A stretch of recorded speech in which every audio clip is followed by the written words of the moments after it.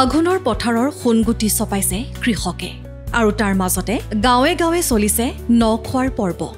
সত্ৰ নগৰী মাজুলীৰ সত্ৰটো পালন কৰা হৈছে নবাৰ্ণ উৎসৱ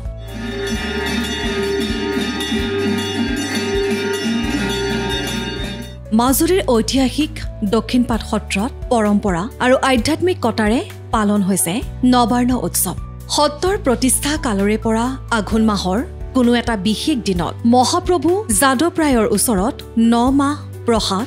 আৰু 9 অৰ্ণ লগোৱাৰ নিয়ম আছে ইয়াৰ লগতে উপৰি পুৰুষক শ্ৰদ্ধা জনাই 9 চাউলেৰে শ্ৰাদ্ধ কৰি এক আধ্যাত্মিক পৰিবেশত মহাপ্ৰভুক 9 চাউলেৰে ভোগ দিয়া হয় অসমখন আসলতে কৃষি প্ৰধান দেশ কৃষি কাৰ্য সম্পাদন কৰি কেৱল নিজে ভোগ কৰাটো উচিত নহয় বৈষ্ণৱ পৰম্পৰাত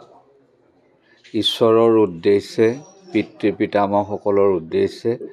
মানৱ আৰু ভূতৰ উদ্দেশ্যে অৰ্পণ কৰাৰ পিছতহে প্ৰসাদ স্বৰূপে গৃহস্থসকলে কৃষি অন্ন গ্ৰহণ কৰিব লাগে সেই পৰম্পৰা মতে দক্ষিণপাট সত্ৰত নবান্ন শ্ৰাদ্ধ কৰাৰ পৰম্পৰা আছে এই শ্ৰাদ্ধৰ মাধ্যমেদি মহাপ্ৰভুৰ চৰণত নবান্ন অন্ন প্ৰদান কৰা হয় আৰু দক্ষিণপাট সত্ৰৰ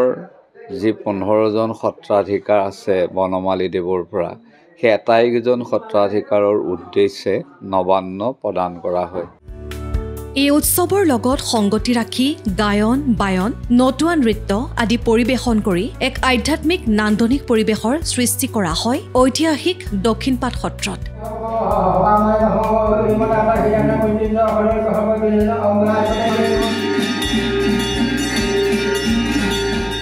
ইফালে নবাৰ্ণ উৎসৱ পালন কৰাৰ পাছতহে সত্ৰাধিকাৰ বৈষ্ণৱ আৰু সত্ৰৰ ভক্তসকলে 9 অৰ্ণ গ্ৰহণ কৰে আজি নবাৰ্ণ উৎসৱক লৈ উখল মাখল পৰিৱেশে বিৰাজ কৰিছে দক্ষিণপাট সত্ৰত